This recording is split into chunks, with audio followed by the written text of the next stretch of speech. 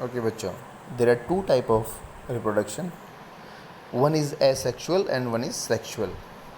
तो सबसे पहले हम इसमें डिफरेंस देखते हैं कि डिफरेंस क्या है। We have to know what is the difference between asexual and sexual reproduction and what is the similarities between this two. Okay, तो सबसे पहले एसेक्सुअल में देखते हैं हम वन पेरेंट। इसमें सिंगल पेरेंट होता है।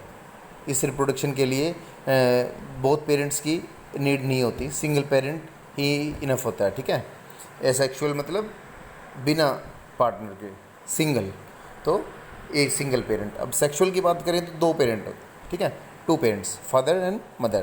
तो अगर दोनों नहीं होंगे तो सेक्सुअल रिप्रोडक्शन नहीं होगा। अब सेकंड, जो ऑफ स्प्रिंग जो रिजल्ट आएगा वो आइडेंटिकल टू पेरेंट होगा, जेनेटिकली आइडेंटिकल। जेनेटिकल आइडेंटिकल का मतलब क्लोन, बिल्कुल डिट्टो, एक जैसा। जैसे हम फोटोकॉपी कराते हैं, किसी पेज की फ़ोटोकॉपी कराई हमने तो बिल्कुल सेम आई उसकी, तो ऐसे होता है, बिल्कुल डिट्टो होते हैं। इसमें प्रोसेस यूज होती है माइटोसिस।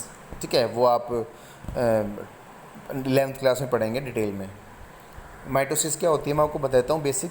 जैसे क्रोमोसोम नंबर 46 है सपोज़, और एसेक्सुअल रिप्रोडक्शन प्रोसेस होता है, तो नंबर जो होंगे आगे जाके वो सेम रहेंगे, 46 क्योंकि क्या है कि बिल्कुल डिट्टो क्लोन बनता है, बिल्कुल सेम। जैसे पेरेंट वैसे ही ऑफस्प्रिंग, बिल्कुल सेम, कोई डिफरेंस नहीं होता उसमें। एंड सेक्सुअल में क्या होता है कि ऑफस्प्रिंग बिल्कुल एक जैसे नहीं होते। अब आप अपने पेरेंट्स जैसे बिल्कुल नहीं दिखते हो, ठीक है, तो सेम नहीं होते, लेकिन कई जगह ट्विंस हो जाते हैं, वो एक एक्सेप्शनल है, वो केस अलग है। उसके अलावा ऑफस्प्रिंग जो भी होंगे बिल्कुल सेम नहीं होंगे। ठीक है, एसेक्सुअल में बिल्कुल सेम होते हैं, क्लोन होते हैं। इसमें मियोसिस होती है। मियोसिस में क्या होता है, अगर 46 नंबर क्रोमोसोम का है तो वो फादर के 23, मदर के 23, तो वो सेपरेट हो जाता है, 23 कम हो जाते हैं। तो इसको इसलिए क्या बोलते हैं, इसको रिडक्शनल डिवीज़न। रिडक्शन का मतलब कम होना, और माइटोसिस क्या होती है, इक्वेशनल डिवीज़न, जो सेम रहती है।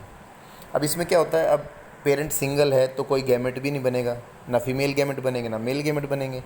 Okay, there is no fertilisation, कोई फर्टिलाइजेशन भी नहीं होगी।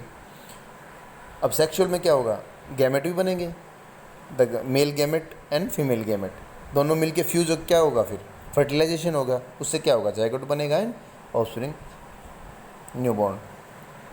अब ये तो इनके डिफरेंस हो गए कि ये वन सिंगल पेरेंट है, इसमें बहुत पेरेंट्स हैं, ऑफस्प्रिंग बिल्कुल सेम होती हैं, क्लोन होता है, माइटोसिस है, कोई गैमेट नहीं, कोई फर्टिलाइजेशन नहीं।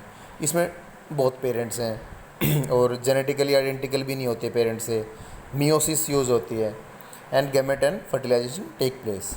अब इसके अंदर सिमिलरिटीज़ क्या होती हैं, देखो, न्यू इंडिविजुअल प्रोड्यूस, ये तो सिमिलरिटी है दोनों में ही। उसमें भी नए इंडिविजुअल होंगे, इसमें भी नए होंगे, वो दिखने में अलग अलग होंगे लेकिन होंगे तो।